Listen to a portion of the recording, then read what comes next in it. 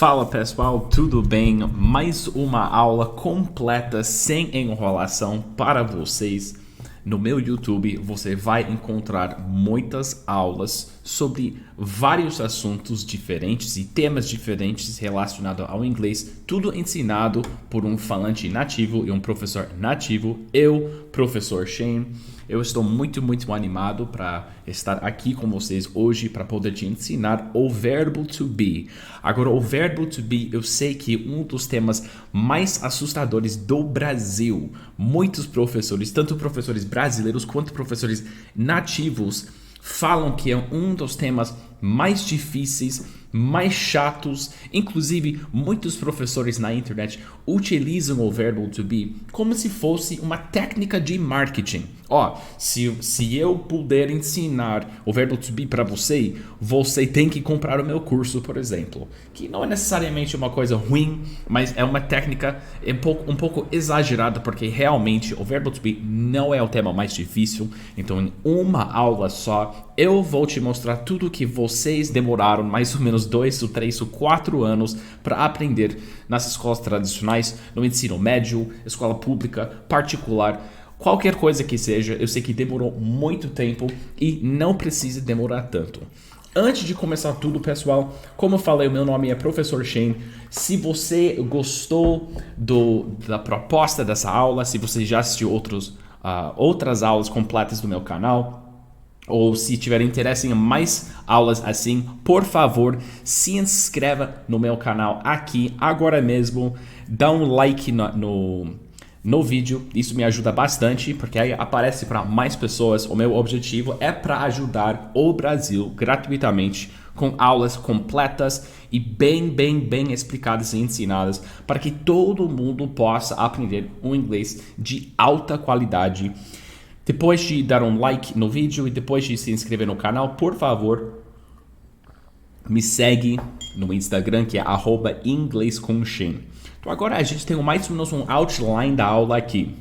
Vai ter 3 partes principais dessa aula aqui, tá? Primeiro, vai ter uma explicação sobre o verbo to be, as funções deste verbo, como é que funciona exatamente, por que a gente usa, e uma coisa muito importante, uma tradução do português para o inglês.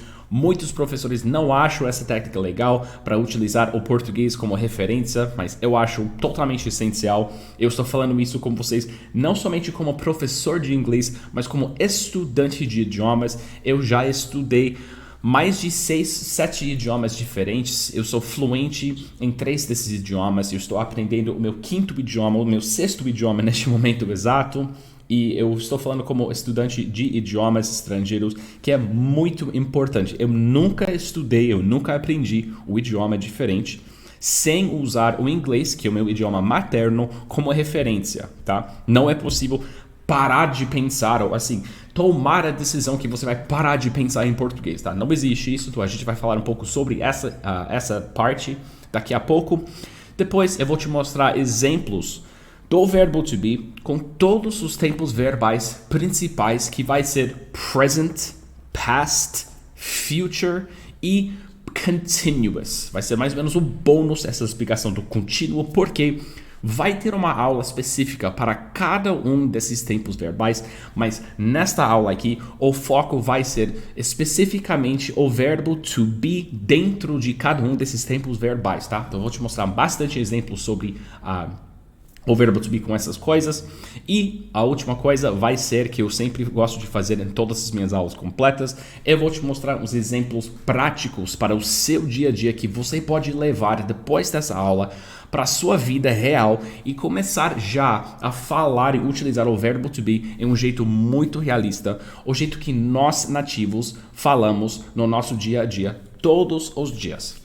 Então, sem enrolação, vamos lá, pessoal, vamos ver a primeira parte da aula aqui, que vai ser a explicação do verbo to be. Como eu falei, é muito importante utilizar o nosso idioma materno como referência quando a gente está estudando, aprendendo um outro idioma. No seu caso, você está estudando inglês, bem provavelmente o seu idioma materno é português. Então, a gente vai usar o português como referência. Eu coloquei aqui na tela ser e estar. No português, tecnicamente, temos 2 verbos to be. São verbos de existência, mais ou menos. E a gente usa ser e estar, né, para falar, por exemplo, sobre o seu local, onde você está, a sua origem, o jeito que você está sentindo neste momento, a sua profissão, a sua nacionalidade. Então, por exemplo, eu vou falar aqui um exemplo, eu vou colocar aqui um exemplo legal. Eu acabei de comprar um notebook novo, meu outro quebrou, então ainda estou aprendendo o teclado aqui. Então, I am American. Isso aqui é eu sou americano, certo? Bom, olha só, se eu quiser falar eu estou aqui, que no português é uma palavra diferente. Eu sou americano, eu estou aqui. São palavras diferentes, certo? Mas se eu quiser falar eu estou aqui, eu também vou usar I am. Então a gente não tem essa diferença entre ser e estar, e às vezes eu ficar, por exemplo, eu fiquei em casa, I was at home, A gente vai ver uns exemplos sobre o verbo to be no passado daqui a pouco, tá? Mas a gente usa ser e estar no português assim, então tecnicamente em inglês é um pouco mais simples, porque ao invés de usar dois verbos diferentes, às vezes três, se você incluir ficar, a gente usa somente um verbo, tá? Uma das funções mais importantes do verbo to be é que a gente usa com the continuous, que é o contínuo, que é uma coisa que ou estava, ou está neste momento, ou estará, vai estar acontecendo no futuro. Ou no passado, uma coisa que estava acontecendo, está acontecendo agora, ou estará acontecendo. A gente vai utilizar o verbo to be com essa variação. Isso é uma gramática muito, muito importante, tão importante quanto o verbo to be. E como eu falei anteriormente, a gente vai ter uma aula completa especificamente sobre o contínuo, mas é muito importante que vocês saibam que para poder usar o contínuo, seja no presente, passado, futuro, você precisa usar o verbo to be. Daqui a pouco eu vou te mostrar os exemplos práticos. O formato, quando eu falo sobre o formato do verbo to be, uma coisa que eu gosto de fazer, e vocês vão ver bastante isso nas minhas aulas completas, é que eu gosto de dividir qualquer tempo verbal ou verbo específico em três partes ou três possibilidades. A primeira possibilidade é a frase positiva, depois tem a frase negativa, aí tem a frase interrogativa ou pergunta, question, então positive, negative question. E por quê?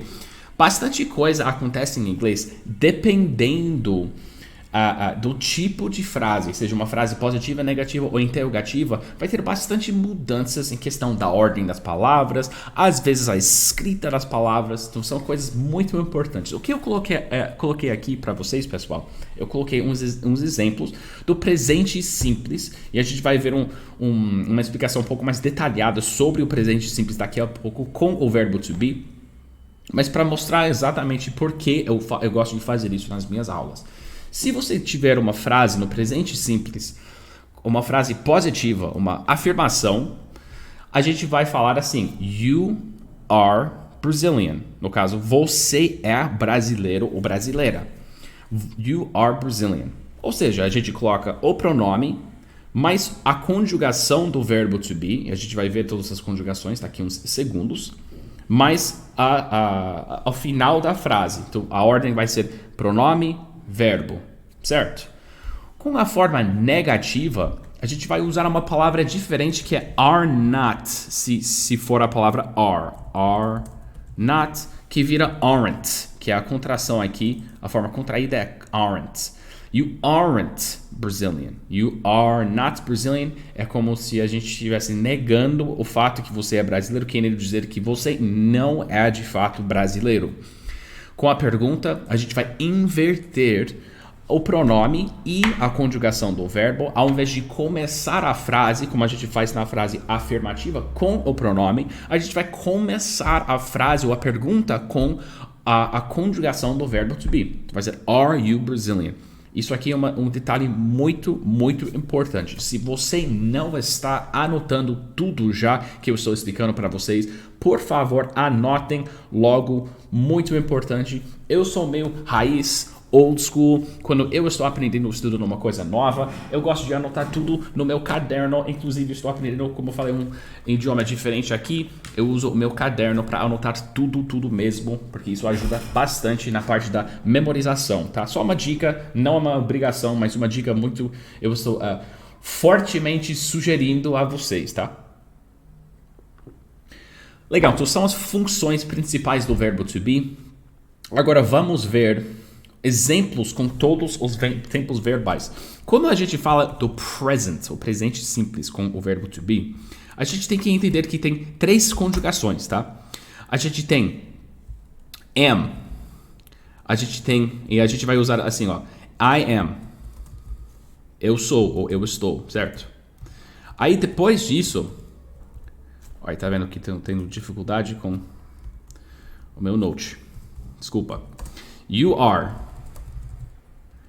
We are. They are. Então a segunda conjugação, a primeira vai ser am, a segunda vai ser are. Are. Are. Para usar are, a gente vai usar com you, we, they. Você, nós e eles. Tá? E depois, a última e a terceira conjugação é is, que a gente usa com he, she e it. So he is, she is, it is. Lembrando que it é uma referência, não existe em português, é uma referência para um objeto, não a uma pessoa. Você não pode referir a uma pessoa com a palavra it, tá? Então, como falei, seguindo aquela ordem, se a gente quiser falar, e a gente pode usar isso para falar sobre o seu estado, o jeito que você está neste momento, o jeito que você está sentindo, se você está doente, se você é americano ou se você é brasileiro. Tudo que você for falar, se eu sou, eu estou, praticamente, a gente vai usar o verbo to be no presente simples. Exemplo, we are happy. Nós estamos felizes. Nós estamos felizes. Isso é uma frase afirmativa ou positiva. Como que ficaria? Vamos usar uma outra conjugação aqui. He is happy. Ele está feliz. Ou ele é feliz, tá? Ele está feliz. He is happy. Como que ficaria ele não está feliz? O que você acha? Ficaria como? He isn't happy. Isn't sendo a forma abreviada de is not. Is not. He is not happy. He isn't happy. Geralmente, a gente gosta muito de usar abreviações e contrações em inglês, uma forma um pouco mais fácil, tanto de falar quanto de escrever essa combinação. Ao invés de falar is not, a gente fala isn't. Isn't. E a pergunta is, começando a pergunta com a conjugação. Is he happy? Com o pronome depois. Is he happy? Is he happy? Então, se quiser fazer uma pergunta para você mesmo, eu estou feliz? Ficaria como? Am I happy? Am I happy? Invertendo a ordem de tudo. Se eu quiser afirmar que eu estou feliz, sim, I am happy. Se eu quiser dizer que eu não estou feliz, I'm not happy. Ou I am not happy. Legal? Isso é um presente simples. E qualquer exemplo que você possa imaginar com eu estou aqui, eu sou europeu, ou qualquer coisa que seja com eu estou, somos, estamos, na maioria dos casos é só colocar o verbo to be no lugar. A parte difícil aqui, pessoal, é só memorizar que a gente usa conjugações diferentes dependendo do pronome. Então, I vai ser am, you, we, they, are, he, she, it, is, tá? Com past, eu deixei future para depois e você vai ver depois, tá? Eu vou te explicar porque eu fiz isso. Fiz isso de propósito. O past, presente tem 3 conjugações diferentes, certo? Past do verbo to be tem 2 conjugações só. Então a gente tem was, so I was, he was, she was, it was. Aí temos were. You were. they were, we were. Temos duas conjugações, só was e were. Was e were pode ser ou estava, estive, era. Não tem diferença em inglês. Como eu falei, tem muito menos conjugações em inglês do que o português. Ou seja, se eu quiser falar, eu estava em casa na sexta-feira, eu posso falar I was home on Friday. I was home on Friday. Tá? Eu estava em casa. Se eu quiser falar quando eu era criança, eu posso falar assim. When I was a kid. When I was a kid. Tá? Was sendo estava ou was sendo era. Sem diferença nenhuma aqui. Vamos ver os exemplos, um exemplo positivo, um exemplo negativo e um exemplo interrogativo com perguntas. Se eu quiser falar para você, por exemplo, que você estava doente ontem, tá? Eu falaria assim: You were sick yesterday. You were sick yesterday. Você estava doente ontem. Tudo bem. Agora, para negar isso, como que a gente faz? A gente vai fazer assim, ó. You weren't sick yesterday. Que é a forma abreviada de were not. Weren't é were not. Para dizer que você não estava doente, you weren't ou were not sick yesterday. E a pergunta, isso vai ser uma pergunta muito comum que você vai ver no seu dia a dia, bem provavelmente, né? O seu chefe um dia, se você estiver trabalhando ou no exterior, ou aqui no Brasil mesmo, trabalhando com um chefe, uma equipe bilíngue, por exemplo, um chefe estrangeiro, bem provável que vai fazer essa pergunta de: você estava doente ontem? Você estava doente ontem? A pergunta. Were you sick yesterday? Were you sick yesterday? Você estava doente ontem? Were you sick yesterday? Tá? E tudo isso, se quiser fazer essas perguntas e ao invés de usar o pronome you, se quiser usar o pronome he, vai ser tudo igual, só que a gente vai trocar tudo. A gente vai trocar you com he e a gente vai trocar were com was. Muito fácil, tá? Então só tem duas conjugações no passado simples para vocês memorizarem somente, tá? Presente simples um pouco mais chato, só porque tem três conjugações. Um pouco mais complexa, é uma palavra ou uma forma um pouco mais complexa do que o passado. Agora, dos três tempos verbais principais, que são present, past e future, future com certeza é o mais fácil. Sem sombra de dúvida, future é muito, muito, muito fácil e você vai ver agora. Tecnicamente, future não tem conjugações. Não tem conjugações. A gente realmente não conjuga nada com o futuro. Então eu não posso nem colocar exemplos aqui das conjugações, dependendo do pronome, nada. Se eu quiser falar, por exemplo, você estará feliz. Ou melhor, ela estará ou vai estar feliz. She will be happy. O que a gente faz aqui é a gente coloca simplesmente o pronome mais will be. Acabou. Só. Só que, ó, a gente tem she will be happy na forma afirmativa, na frase afirmativa, positiva. Para dizer que ela não estará feliz ou que ela não vai estar feliz, she won't be happy, que é mais uma contração. Won't é will not.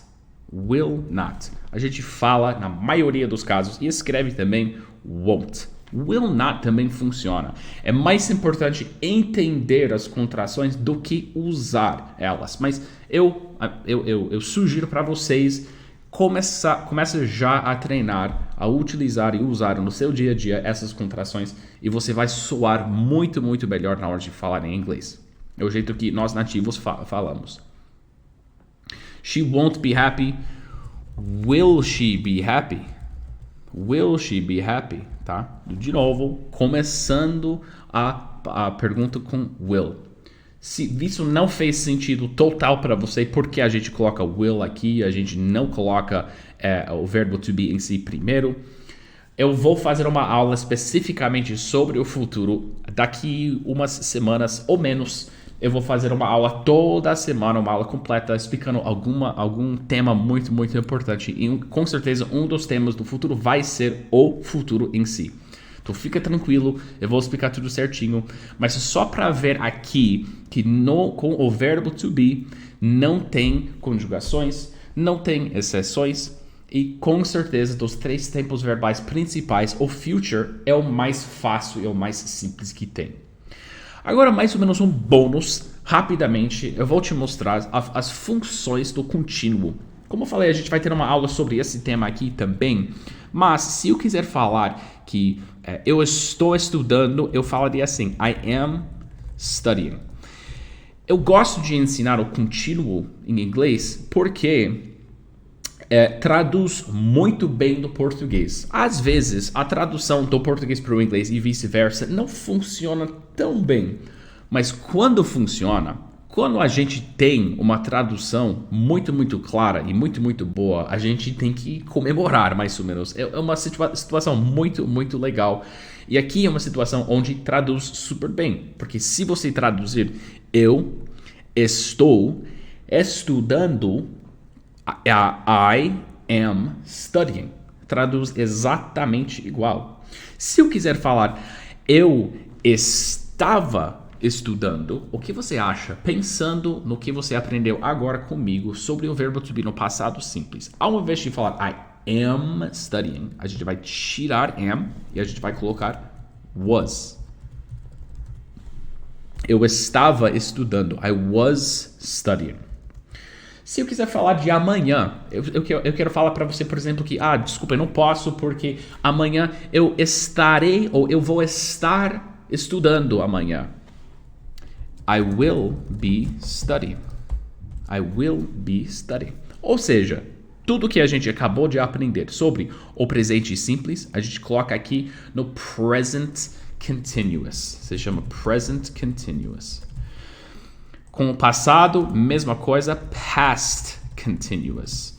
E o futuro, future continuous. A gente vai fazer uma aula mega detalhada sobre esse tema aqui, mas só para meio que apresentar para vocês como é que funciona. Isso é uma das funções mais importantes do verbo to be.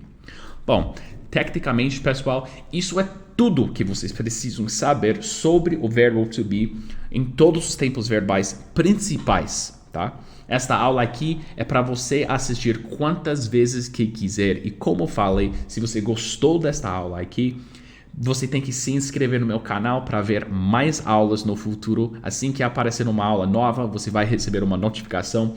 Dá um like neste vídeo, me siga ou siga-me no Instagram, @inglescomshane. Só que não acabou ainda. Como eu sempre gosto de fazer nas minhas aulas completas aqui no YouTube, Inglês com Shane, eu gosto de passar uns exemplos e umas frases práticas para vocês usarem no seu dia a dia a partir de hoje, utilizando o tema da aula, que é o verbo to be.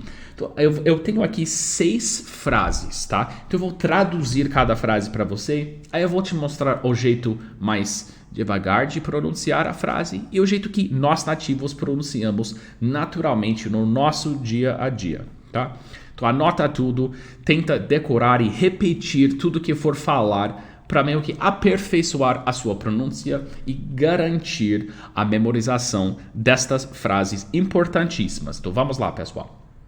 Então, exemplos práticos para o seu dia a dia. A primeira frase, number 1, é I'm tired. I'm tired. Eu estou com sono ou eu estou cansado. I'm tired. Number 2, are you okay? Are you okay?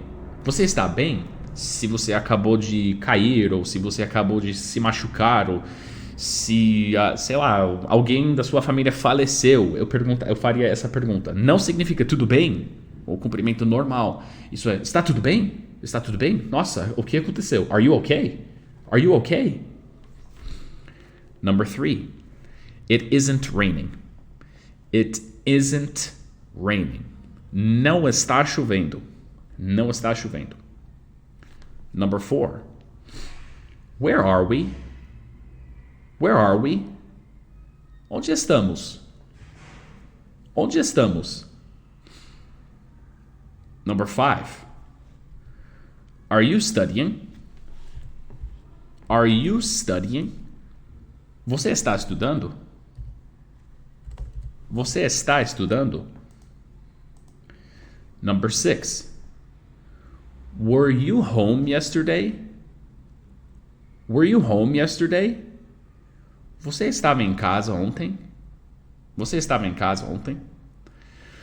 Então aqui está, pessoal, 6 frases mega práticas e úteis para vocês usarem no seu dia a dia a partir de hoje. Eu espero que vocês tenham gostado desta aula completa no meu YouTube sobre o verbo to be, um tema que demorou provavelmente muito tempo para vocês aprenderem nas escolas tradicionais e talvez vocês nem tenham aprendido no final das contas, no final do semestre ou dos anos que vocês ficaram estudando esse tema.